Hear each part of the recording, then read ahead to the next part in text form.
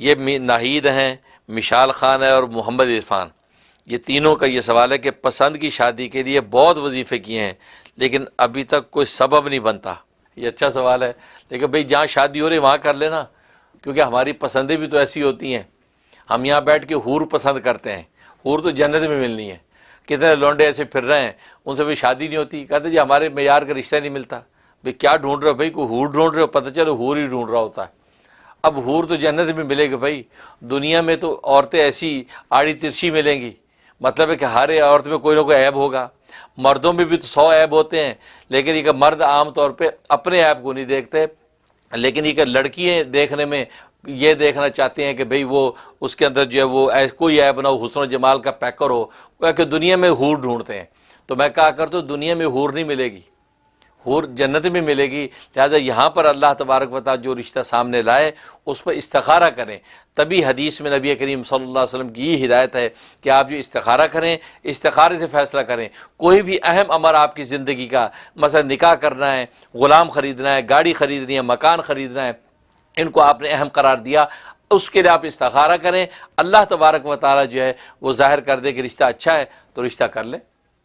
اب مناسب شکل و صورت، قبول صورت عورت ہے، سب مناسب سب چیزیں ہیں، خاندان کے ساتھ میچ ہے، کف کا کوئی ایسا مسئلہ نہیں ہے، آپ کے جوڑ کے مطابق بس استخارے سے فیصلہ کریں۔ ظاہری نظر سے فیصلہ کریں گے آپ کو ہر ایک میں عیب نظر آئے گا۔ نبی کریم صلی اللہ علیہ وسلم نے جب اپنے رشتے کے لیے ایک خاتون کو جو مقرر کیا کہ جو فلاں خاتون کو دیکھ کے آؤ میرے رشتے کے لیے، تو یہ سننے والی بات ہے۔ تو جب وہ خاتون گئیں تو نبی کریم صلی اللہ علیہ وسلم نے ان کو کیا ہدایت فرمائی؟ 2 ہدایتیں فرمائی۔ فرمایا کہ ایک تو یہ دیکھنا کہ اس کے منہ سے بو تو نہیں آتی، ذرا باتیں کرتے ہو ذرا قریب ہو کے سونگنا، اس کے منہ سے بو تو نہیں آتی، ایک یہ دیکھنا۔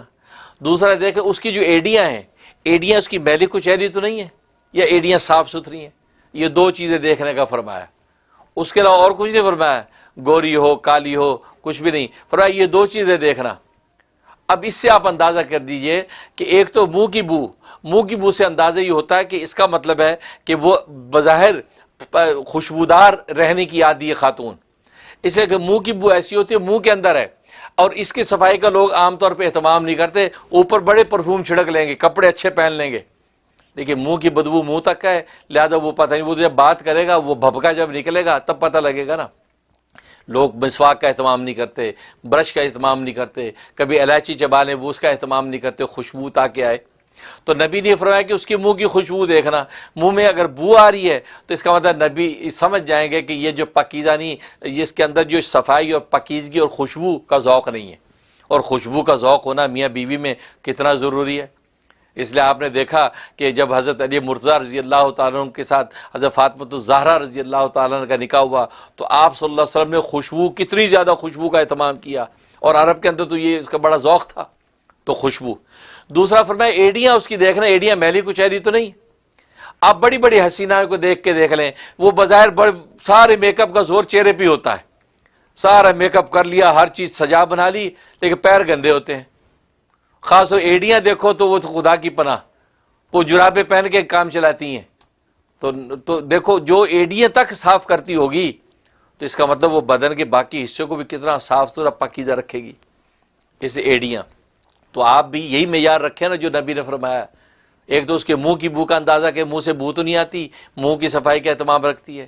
دوسرا ایڑیاں اس کی صاف ستھری ہیں، اس کا مطلب ہے کہ یہ اس قابل ہے کہ جو نبی کے معیار کے مطابق۔ آج میں کہا کرتا ہوں جو عورتیں یا بیویاں ان 2 معیاروں پر پوری نہیں اتر رہی تو ان کو سمجھ جانا چاہیے کہ نبی کریم صلی اللہ علیہ وسلم کے معیار نکاح کے مطابق آپ نہیں ہیں۔ لہٰذا آپ اپنی ایڑیوں کو صاف ستھرا رکھنے کا اہتمام کریں، اور آپ اپنے منہ کی خوشبو اس کا اہتمام کریں۔